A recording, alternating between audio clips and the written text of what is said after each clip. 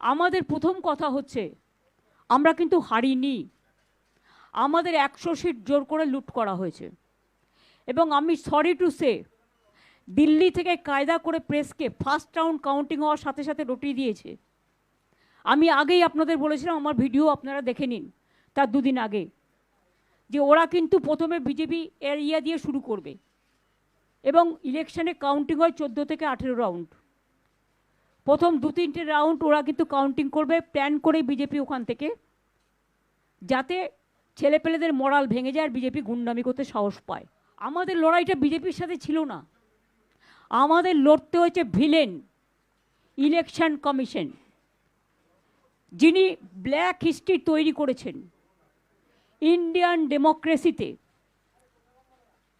Sad to say, CEC became the villain of this election to loot the democratic rights of the people and to loot the EVM machine.